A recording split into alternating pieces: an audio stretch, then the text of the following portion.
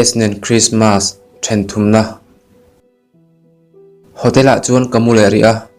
muchungin engtin nge ka hole lu chan hi an bula ka soyang le ti ka ngai tu a ka hri e motorin min tlansan ka ti mai don zanlam kamu thalo nen reilo te ka lo mu hi le mana kar le chuan zingdar kwa alo ri to thau ngalin cho ka zu ei ngala cho ke zo chuan in siamin damdo in lama bok chuan ka va phei le ngala ka valu chuan an nu fa in le lam hoin cho an lo e ve meka an omno bul ka va thlenga min muthut chu makti mel taka min enin I hole don nge alo ti vata motorin min tlan sana ka ti a avan zielo daring zat angen chuareng renga alo ti a thutna ma thupa chuan ka va ho kha hotela kamule lokamule tin ka changa avan poi ke mani wang vekani alo ti a nong mani wang ani reng lo kamut le wang zok lo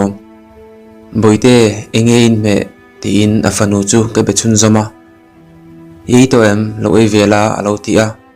ke to thu le voin lam enge an ka zota a that view to thu le voin an chu thei mai rin thu a soi boka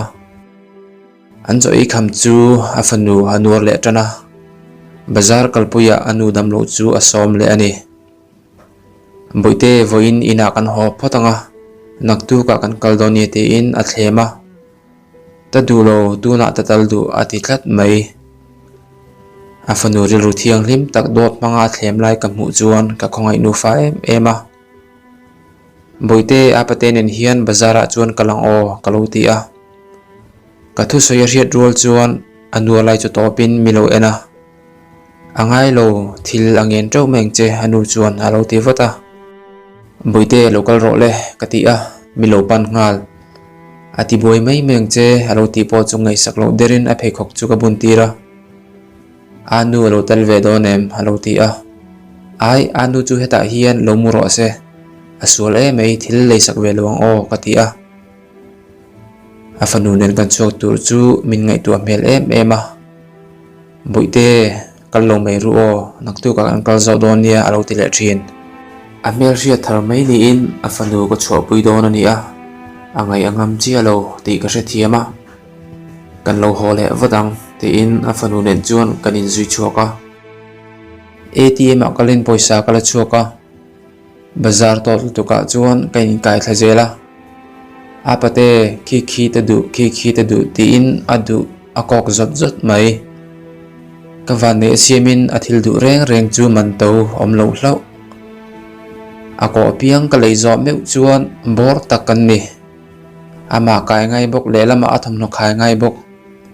aman ama ti don lian no telem chu apom ve boka ahlim lu tuk tong siam chu a mu nomin ken khamlo hial zo ice cream again le a ice cream chu lein sir khata cholpa in kan ei duna afanunen kan bazar ho kan lo lut min mu chu ameng phok na samai akhumbul kan thlen chuan enga tinge khati zat I lei amu muangen don ka ti to kha avan zelo tak boite ti in soizel tur po chu relovin afanu chu en boka chuti lai chuan an khumbula nu pakhat mu chuan hrir ringi chu lo be ve mek boka afanu tan kain seng tro si a ain thlrung ti ka hre thiama mando omlo kalo ti vata I leinem bok si a boite apate thomno le sak che chu lo NVO ti in afanu thomno ka leite chu ha ena kachunga in thlrungin nuam ti chialo ma se afanu ahlim ema thinlung takin ahlim ve ani ti ka hria ka chho puya wangin a chaw ve deu nge hrir renge chu anu khuma anu telem ko in amu hila doctorin naktu an chhuat thei tur thu a hril thu asoya avalom om ve I kepo ka vo ho phei ve to nge kati a Christmas zo I ho tur thu kha I soi sia hotela Christmas man ai chuan kan bula lo mang jok ta che alo ti a nui zu pa in nia tlayak lo phei leang ka phei o ti in ka chok ngala hotel ka thlenga wallet ka check ngal ATM atanga cheng sanga kalak chu atang khan cheng sang khat le zanga somnga chau kan hmang bang man to tak leilo ma ila akok tam rim rima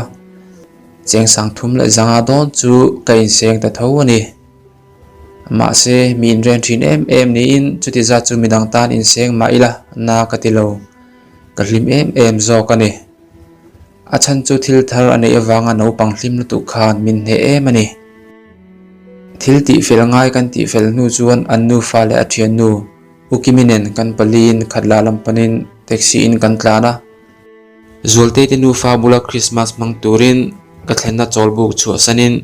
ka bag nen taxi hi chuang ve kani taxi ta kan chua pa chuan driver nena chuan man zot pa in wallet ka phora thante pe du su ke man kalo pe ang ukimi chuan alo ti a angai lo hei ka pe don ti in chengza somnga chu ka pe ngala zoltein afanu thomno thar khain afanu akai boka ukimin damdo inan sin blanket akhe sin akhaya keiman ka be ka khai ve boka an in lua mi in hoi chu kan luta in le le ro pui ani lo ma se until nei engkim mai chu a felin a fai thlapa a lu tu chu mi fel takani ti a hria kan thut fel nu chuan ukimin thingpui a chuang ngala i bek hi mutpindan lama ka wada o ti in ka bek ka thuna bula ka da chu ala dona i dam lo kha ti khan lo ha dam ro ke man ka wada ange ti in ka bek chu la in parda andan pindan lama chuan ka valuta pindan lama chuan min lo zui lutin dokan chunga khan da mi ro alo ti a kan chhuale chuan nu upalam hi alo luta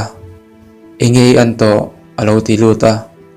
nusiam ka thatol tuk lo thuro ti in thutna ako mu fata lo luta mu rual chuan pan ngalin api ti in athil nei tharte chu riat ringi chuan nu pakhat lo lut nena chuan a hril ngal zunga e boite avan moi hlom ve tungei lei sakche Peter chuan alo ti a hei thante nen hian an bazara ain seng tewang ti in anu chu alo tong vata ke mi en pa chuan vala zulte damdoi vel lo lei saktu kha iniang mo i fel hle mai adam lo ngun si a inen tir tura kan ti point adu ngai lo ti khan a thenu dam lo ria pui tura lo kalin damdoina lo dam lo le in admit ani phata ni kha alo ti a thingpui kan in zo ukimi le anu chu ti turan nei awangin ina an chho ngala anu telem le thil thar nei te thente mu tir turin then omte ina hriat rengi chu a phei ve ngala afunu thomno vel da felpa chuan in bol du em tui ka lumang cho alo ti a poimi alo avoru tuka gohati a kain bol atangin kalain bol le lo ka ti a kain bol zo chuan dar khatari don to a thomno hak pa chuan khoya nge chome in bazar thin ka ti a engma le ngai lo nakina ke man kalei zo kang an bazar na thin po sei ta lo chuan alo ti a idam lo kha ti khan lo chol mai ro jail lei ka ngai ka chho thaw ngai ka ti a rem ti lo chung chuan bazar tur chuan ka chho san ngala an tam le voksa nen kalo lut min mu rol chuan engma le ngai lo ti kha alo ti a Mizoram voksa ke lo na ri to ema ke chak lom ka thlena hotela khan an siam lo le ngal te in ka thil hon chu ka pe ngala ka phei khok phelpa chuan boite lo la hon ange ka ti a alo hoa api te ne na a chhole to na thokani tin ka chhuwa sana wang hian kanin ron tam lova ke ain ukimi le nusiami te angai na jok alo hoina pate khonge kal ti in alam chea alo ti a ka salei chu asiam dona khoi keman gro siamang te in ka vok salei chu ka siama sa ka siam mek lai chuan anu apate lo ho to em kom chaka tangin hrir ringi chuan alo ti a o lo ho to tia nu na chan lain boite ka lo ho to e lo chukro thilte te ka lo hon che nia ka lo ti ve fata nimo te in alo chuk ngal vata kinder joy ko hon ka pek lai a hlim zia kha kinder joy chunga itur om ei pa chuan apate balloon tam deuh to du ve alo ti a boite balloon te chui nei reng kha anu chuan alo ti vata tam deuh to du alom ati thlata an thenoma mi ten anin cheinan balloon ham por an lo mang hinin chutinga ti ve chu alo du ani balloon leitur chuan kan chok le dona kan van ti boi tak che boite thil dang ngen le su o anu chuan alo ti a an kom chaka balloon leitur chuan kani kai chok le a adu apiang lei sak tu ani awang chuan hriat rengi chuan min ngai na in min nel em e minin pomtirin thil tam tak soin min hril thina ma se ala tong fielo awangin a soitam zok ero ka relo thung a mel thain a fai si a hlim mel chu munom takani zan kan mudona chuata kan mun tur anu chuan alo pha dona kan bula mu ve ro se atitlat mai peka anu po anui ve top boite kan pathum chuan khuma kan leng don hleinem chuan apate chu khuma amudu velo lom anu chuan alo ti a apate bula tamudu ati tlatawang chuan kabula anu telem nen chuan amua no pangti taka amu hil mal le a amut hil nu re lo te a zuna che thina azun khumpalang che te in anu chuan an khumlama apom pheile a zing alo hara anu bula zok alo mut le dai awang chuan athin rim te asin Christmas ni ani a ukimiten masituk te ni si a chung ko in choi khomang o ti in kan pathumin choi ya min soma choi dona chung in khom kan nei a nu ber chuan thil tam tak soin ka chunga lom thu te soya ka thil ti chu enton tla ka ti thu le nidanga po midang chunga chutianga tizel turin min fui boka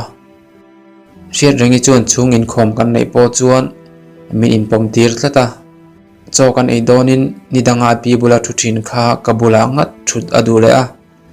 min ngai na zia an mu in apate ho hun chu a kho har ve khopang le ukimite nu fa chuan an ti a mikhol nin mel hriat anom lo nen in khom lo ka tum kha ni a ma se ka fanu ka ti to mai don ka fanu berin in khom puya min som tlat si awangin ka in siam vele a anu po chu la chak lo hle ma sila lalpian ni in khom lo chu du lovin ain siam ve a ka soi to kha mi chemel tha ani fai taka in bola in khom tura ain siam zo meu chuan nal takani ka mel hriat lo ni in tu emoin nu thloi ani e tin min hril se koi thei ka ring lo a mel tha in a hmu noma ka lo en le wang wang thin ka fanu bok chu a hmu nom le thina ka thomna le sakte chu anuina hak tira a mel tha in a hlim thei si a abula om kha anuam veng veng thin biak in pana kan kalte chu zualte nen chuan nupa hi kan angkati a midang ho po chuan kanin kai chial bok nen a fanu pa min ngai ka ring ve ani zualte anom vak lo awangin roi the turin kan chuak ve lo roi the turin apate chu min som le tlat maya boite anu dam lawa ko om pui ngai lom anu kimite bula kalve maila katia chuti lai chun ukimi lo chuka boite kaltong le alo tiluta thataka ka hril awangin lungoi takin anu kiminen chuan roi the turin ani zui chok ngala ukimite chuan nu chuan aruma kavaluta amonna bula thuin damdoi ero katia kadam kor ka chaw mai mai lom alo tia engtin ma chang lovin apang kade saka akhosik om lo asoi angin aladam kora a chaw mai mai niang chuti lai chuan naktuk chu dareng za tange in chuang mintia andar sari vela ni garing ti in ka changa naktuk chu la cham la thatur Christmas po ala zo si lawa alo tia aningot mai ma se motor service om to lova naktu ko chholo chuan kumthar lama dai angai to don si a katia thante kalom tuk o alo tia lom thu soi thin su lom thu soi ni tur chaneng ma om lo kalo tia ke chu pui tling kania boite mol hi ka ngai tol tuka ma se nang ma wangin ka fanun hlim takin Christmas amang ve ni mi thata kini tun ma khan lo tong che ni la thatur alo tia zualte tuna po hian itlai reng reng hleinem nangin min du ani phot chuan ke chuan kadu chein ka mangai che sin ti in alaka karil ru chu ka hrilta a mi chang lovin angoi wangwanga mangai ka nei to a chu ka mangai ngei chuan min hliam le sia chumi ani awang chuan mi padang mangai le turin kala in peilo ani apoi kheti alo ti a ke hi me che de laka ngai dan nge tak nei mi kani a chu ka ngai dan chu ka me che du ten min du velo ani point min du lo chan chu eng po ni se ka pom thiam turani ti he ni a chan chu ka me che du lo pui du tral ka tum ngai lova min du lo tu me chia po min du ram turin ka be sei ngai hek lo an du zong thlang thei ani na chu ka za sakani heti lam konga hi chuan sap tong takin fervel lein kan ria o apoilo ka the thiame tin ka changa min nar ma se alaka karil ru put da ne ro adang chuang lo min nar awangin alaka ril ru chia put ka tum chuang hek lo achan chu ani chu ka mangai tlat wang nin ka ria kan mangai te laka ril ru thalo kan put hei don em ni adu le mangain adu vel wi pa zinga ka tel ve ta lalpan mangai tur le mangai tu dang min la pe ve ma na anu kimi le boite pon lo ho vele to anu le apate te itur ti in sarang ni alo ho na e he boite cho van fel take o ti in asalo hon chu kalak sak vata thomno hain thlang zo apate ti in ka chunga bok alo lon le a ti hian ina kan du na ni chuan kanin pom reng thin zan ani a boite chu ka bula bok amule a amut hil nu chuan an khumlama mutir turin apom pheile dona apoilo naktu ko ho to don sia kabula hian mu vero se kei point ka ngai don e mai katia engma soilovin kan munna bul thutna oma chuan a thuta zoka avot sia avamulero katia naktu I ho to don sia ti hian in bulak lo thuri ange alo tia ka kor ha in ambula chuan ka han thu vele a thante kan nu fa chungai tha ema ma se ke ni nu fa hian eng ma ti sak thei che kan nei ve si lo min du thu isoi kha ni a ti sak thei che kan nei em pek thei che kan nei em alo ti a chutiang thu asoi ta mai chu mak ka ti le a apoi soi lo hui moi taka chuan ka va fop ta wanga kha to ke engma be sei dang ka nei lo nuam lo ti reng reng suang che be sei ne pui che ka ni lo tran pui ngain ka mu che a ka tran pui che anu zela ka du in ka mangai ta che ni ma se kala ka iril ru ero ka pom thiame kala ka in thiam lo reng reng su ka ti a ka kut la in a mer wanga kami pangai san zong takini mi pa fer le ril ru tha takini lalpan mi che tha tak ala pe ang che min ti a ka ko thei che ngem ka ti a alu abua ka ko nu chuan ni e lalpan nang ma anga ka du le mangai min la pek ngei ka rengani ka ti a fa pa fel takan nei si che a inu le paten han chuang ngotang che alo ti a e khai du tok te min bol thlat katia ania lo ifel e mai alo ti a zolte thildang kan soi dei te ang ipa te hian an ron mungai chuem katia mungai lo kabota an ngai te poni ma na alo ti a ingai dana ni em phei chu ka hrelo nang irisel na thasi lova boite om ve to bok nen ipa te hina chuan han hole to ula kati ipa phei chuan angai hle che hania karin katia engtin ma mi chang lovin amit tui atla a amit tui ruk sakpa chuan ahun line thin rim view ma se arila ra ngei ini a han hole ula alolom view cheu karingani idam deu huna boite nen hian han horu o boite ma khuatal ingai angai ni kei min ngai na dan em a hian mi pa en kol tu amamo ani mi pa tel lo na chung ko silen chu a thalovang apu chuan atunu hi alolom em karengani katia engtin ma mi chang lo ma se ka thu soi chu apom zong takani ti ka ria avot sia mutoang naktu ko hot on sia zanin chu kan bula hian mu ve ngal me ro ka ti a min hnia lovin boite alaya mutirin kan pathum chuan kan muta a an nu fa chuan an mu hil to a ke iro thiltam tak ngai tu in ka mu hil ve thailo heti hian ka tonga naktu maya kanin then le don chuani a katak sai then ma se karil ru le ngai tu na ten an then ve thei karing lo achan chu anin mangai bia thu min hlan ve ma su sela ke chuan ka tu in ka lo ngai na man si a ka chan lo tur me chia ka tong kher chu poi ka ti a enga tinge ka me chedu min ton tira ma se min tu ve si lo enga tinge min ton tir kher ti in pathian nena ka vui lek leka ma se khamizan khan kein lo tong ta lo ila enge tunge atonang ti te ka ngai tu le a kabial nu ni lo ma se midangin antona an khoi ero ka lo phal lo le thunga lalpan kabial nu tur ni lovin katan puitur zokin min ton tir anima na heti hian ka ngai tu zoma ani ang tran pui ngai hi engza tak aizol khopui a hian omang mo an case ni na chau kan ria ma se engwanga case ni tamai nge an ni hlom kan re si lo zolte ka ton zana tang chuan case ka musit ngai ta lo a chan chu du wang re nga case an ni karin lo wang ani ti chuan engtin tinemo ka lo mu hil ve a zinga thoin thingpuite kanin zo chuan ka chuak to dona kuale tangin cheng sang ni le zanga phorin hei in hona tur ka ti a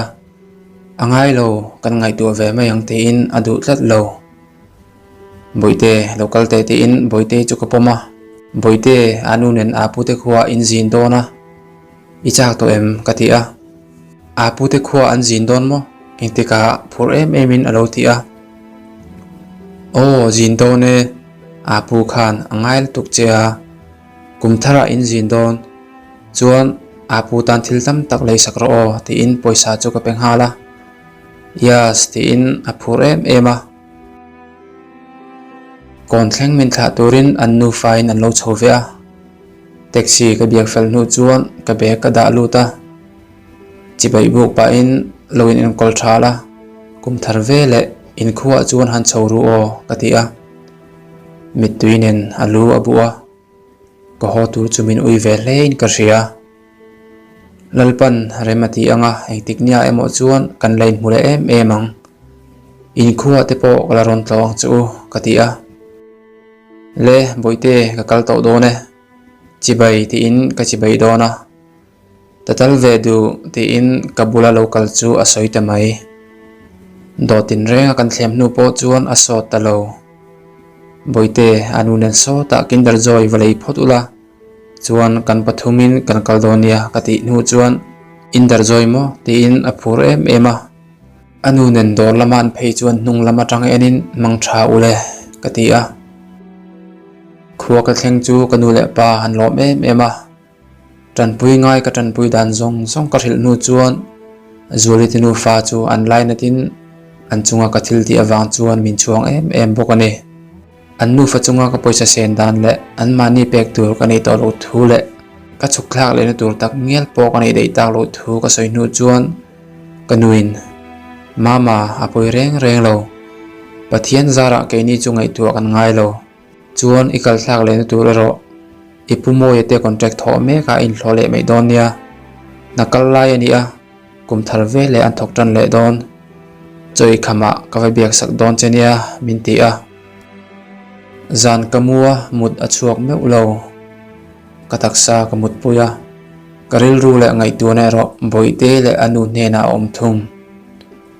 dora tanga lo let le in kalo om to don si lawa boite in engtin tak ngayang mo apate khoya nge ti in minlam om si a nu zok po abang bik chuang lo ka kal tur kha min ui ve ema amit tui hiala tla ani si a ke min ngai renga zan mu an chin lo te chu ka lawa an nu fangai to chuan mu hil lei theilovin ka khuma chuan kaleta